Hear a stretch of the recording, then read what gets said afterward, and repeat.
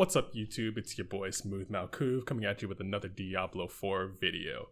We're going to be covering the most recent update to the game as it had some pretty big decent changes in regards to class ability balance in this most recent patch 1.03.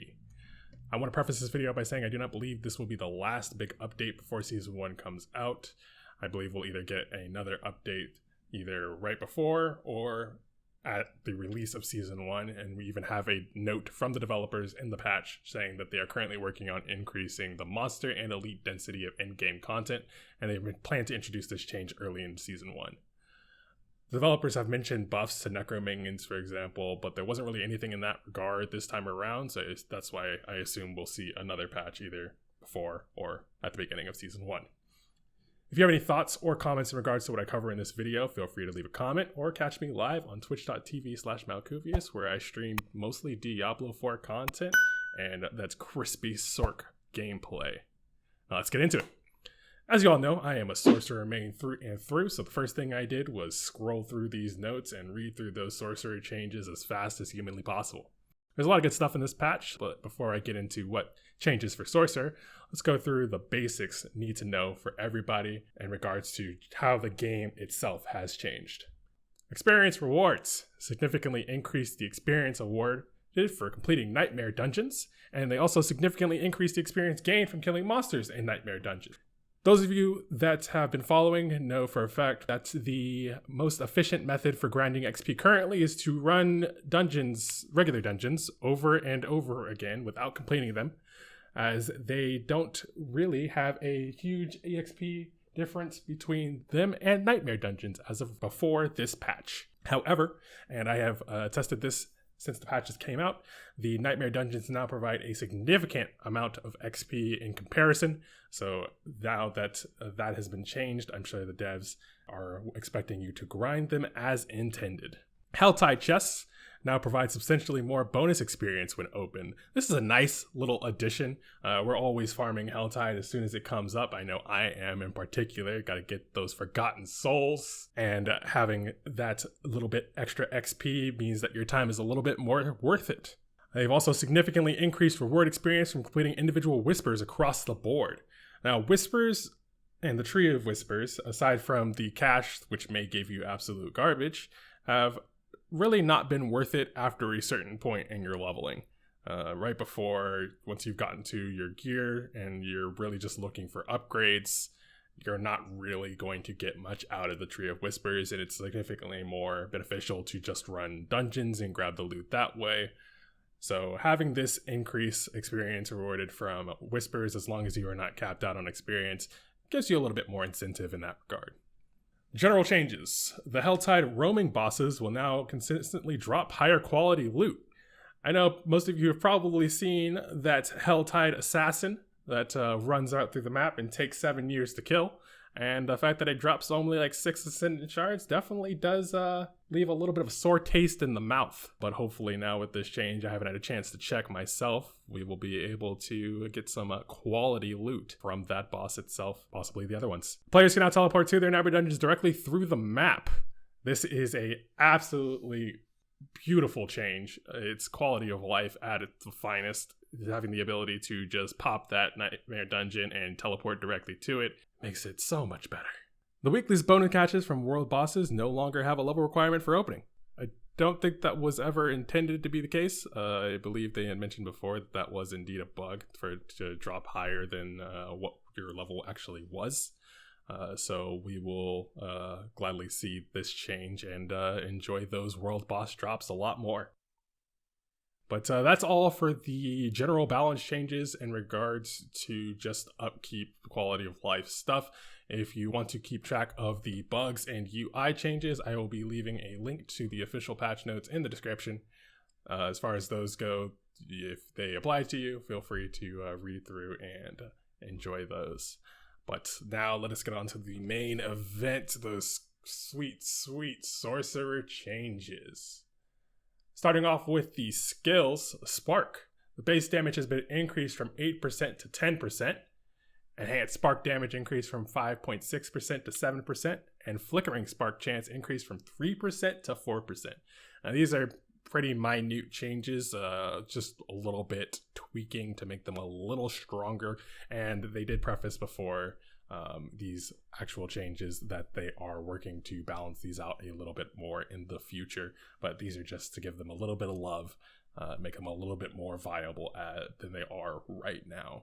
You're probably still not going to take these into the end game. You're more than likely going to switch to them out well before that point, but you might be able to ride with them a little bit longer now than you were before. And Frostbolt, base damage increase from 35% to 38%. Same here, just a slight percentage increase on that base damage. Firebolt, burning damage increased from 40% to 44%. Charged Bolt, base damage increased from 28% to 30%. Incinerate, base damage increased from 49% to 54%.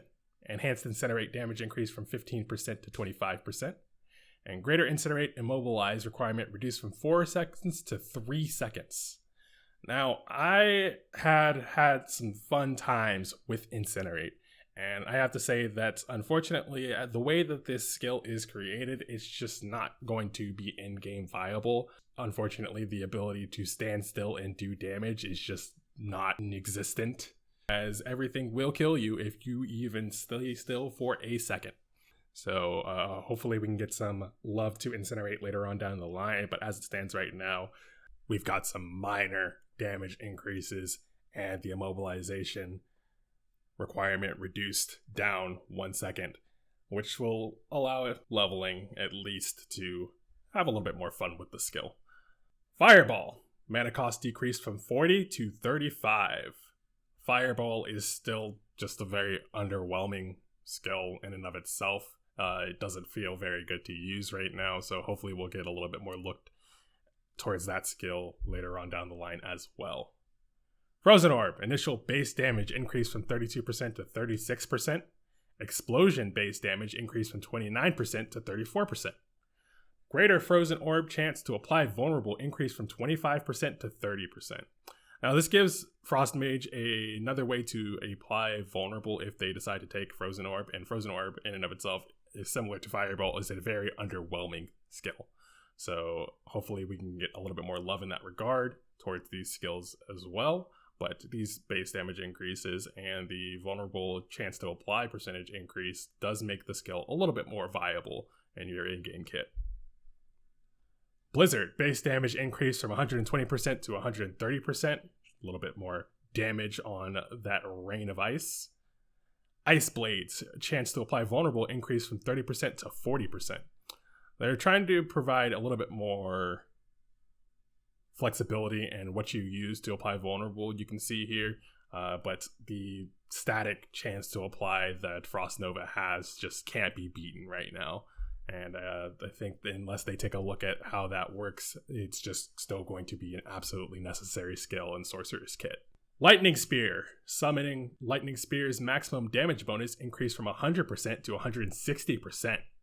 I think Lightning Spear is currently the least used conjuration skill, so having its damage increased a bit more, it does help it out a lot. Crackling Energy. Base damage increased from 15% to 20%. Freezing Wake. Base damage increased from 60% to 110%.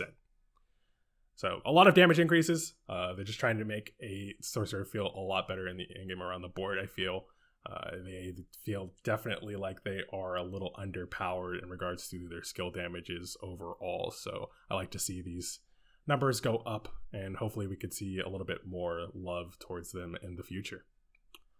On to the legendary aspects. Abundant Energy. Chance to chain to an additional enemy increased from 20 to 30% to 30 to 40%.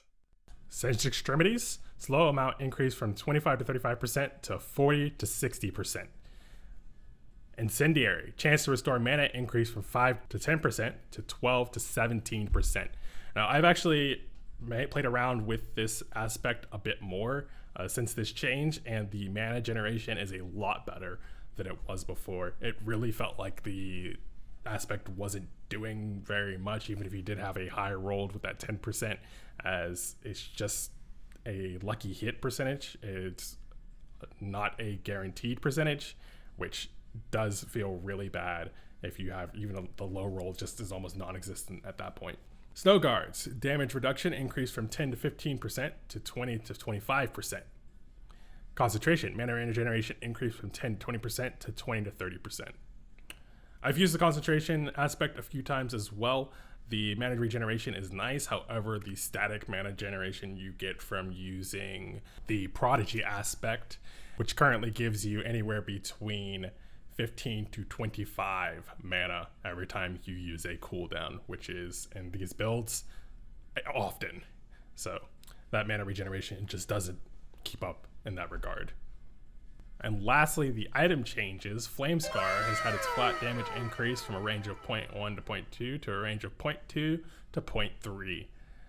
Flame Scar is a really fun unique, however, the fact that it is based off of Incinerate means that unless you have some way to use Incinerate in the end game, it's not really going to see much use past that point. Staff of Lam Essen, damage reduction reduced from a range of 40 to 30% to a range of 35 to 25%. And that covers all of the sorcerer changes that came about in this patch. If you enjoyed this video, please be sure to leave a like and subscribe for more Diablo IV content. If you have any questions or comments, please be sure to leave a comment in the comments below or catch me live on twitch.tv/Malkuvius. Thank you all for watching. Peace.